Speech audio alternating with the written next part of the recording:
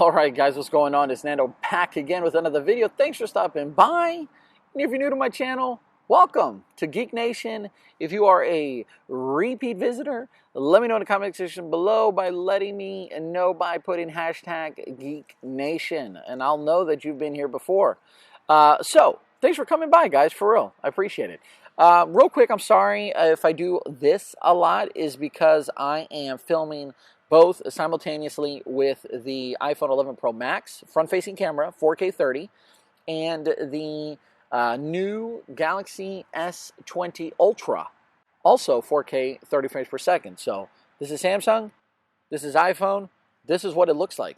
Let me know in the comment section below, because the whole point of this video, and again, I'm sorry because I got the Samsung on a tripod and I'm holding the iPhone with my hand. So this will be a test of stabilization for the front-facing camera for the iPhone 11 Pro Max.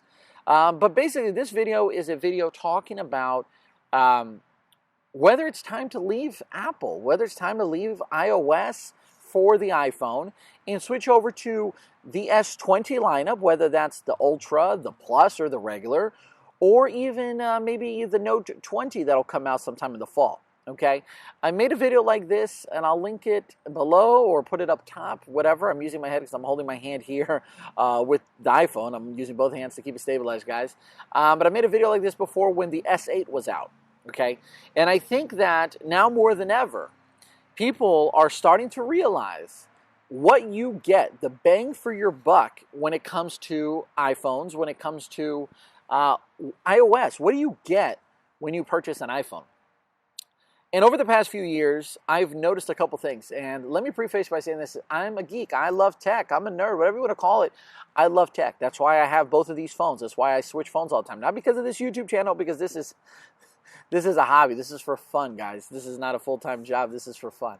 But I love tech. If I have discretionary money, I'm going to buy tech. I love it. That's where I spend my money. Some people buy shoes. Some people buy makeup. Some people travel. I like to travel too, but you get what I'm saying. So one thing that I have noticed over the past few years is that iOS has wanted to branch out, has wanted to lift that steel curtain that kind of keeps people in, but at the same time, it looks like they are doing more things than ever to keep you locked in that Apple ecosystem.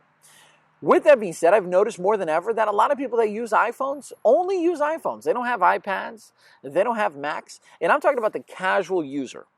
I think that the techies, the people that love tech and have an iPhone, also have a MacBook, an iMac, an Apple Watch, an iPad. I also have a MacBook Pro and I also have an iPad. And I switch between iPhones and Samsung devices or any other kind of Android, whether it's a Pixel or an LG, constantly, even Huawei before it was banned in the United States.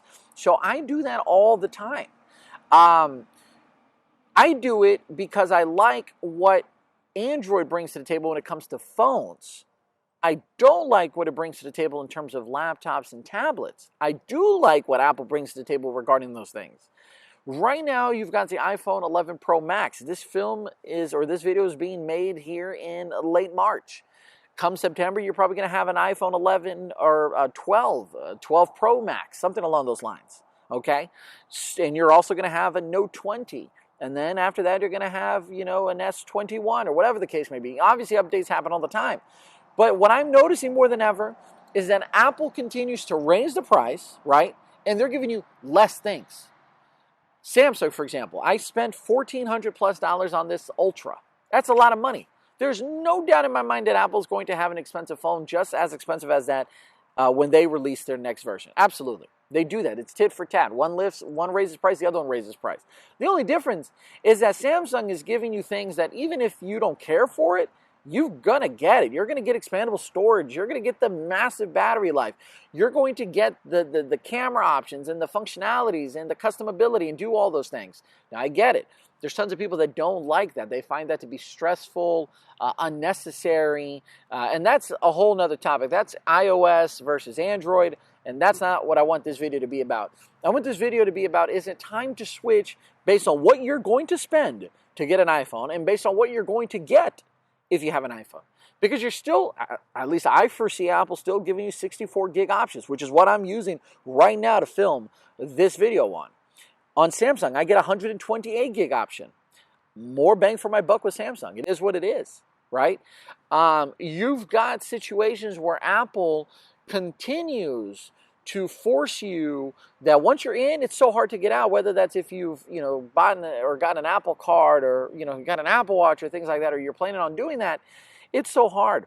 They bank and they continue to bank on people not really caring about using their phone for anything else than text messages, Safari browsing, and then, phone calls, and then photos. That's it. After each iteration continues to come out, I continue to sit here and I buy an iPhone because I like to try the newest technology. But I look at myself, and I've even looked at, friends of mine who've switched over, and they're like, wow, what have I been missing out on? Because their goal is for you to just take photos, send text messages on iMessage, and browse Safari. And that's it. And that's it. And they're going to charge you so much money. Don't get me wrong, the camera is fantastic. So is Samsung's. The phone, the hardware looks really good. So does Samsung's, and so does other phones out there. Except you're going to be paying a premium for that Apple design and that Apple logo. And get this, guys, if there's anything that you get out of this video is this: you are paying the premium for the ecosystem. So if you're not in that ecosystem, if you don't have an iPad, if you don't have an Apple Watch, if you don't have a MacBook Pro, if you don't have one of those two devices, at least two of them, if not all three or four, you are paying so much money for something you're not using and taking advantage of. For me right now, I'm going to go home and I'm going to take this footage and I'm going to airdrop it to my MacBook Pro or airdrop it to my iPad. It's going to have that seamless interaction that's going to make what I spend and pay for to have an iPhone and to have those Apple devices kind of worth it, if not fully worth it. But if you're someone who just buys an iPhone because you think iPhone is the best phone out there right now, and it is by far, without shadow of a doubt, the way to go if you want to have a great smartphone, you're mistaken. You're blinded. And that doesn't mean go out and get the Samsung S20 Ultra. You can get the Plus. You can get the base model. You can get an LG. You can get a OnePlus. You can get a Pixel. The list goes on and on. You can get so much for so much less if you just venture out, give it a shot. Right now in 2020, more than ever, phones are going to continue to be a stupid amount of money. And whether it's an iPhone or a Samsung phone, I don't think it's worth that amount of money. But the prices aren't going to go down, right? And I think we've reached a point where features and functionality, they're not innovating fast enough. You're having small iterations. You're having not an evolution. You're just having a small little upgrade or an update, and that's not worth $1,000, $1,100, $1,200, right? That's probably why a lot of people keep the same phone for so many years. Let me know in the comment section below if you're one of those people. What phone are you using right now? How long have you had it?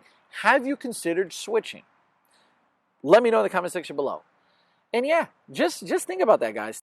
But Apple is capitalizing on the fact that they know and expect that there's people that are going to be too lazy, that there's people that buy it because it's just Apple, and there's tons of brands across the world that do that. Great marketing. That's what they pay these people the big bucks for.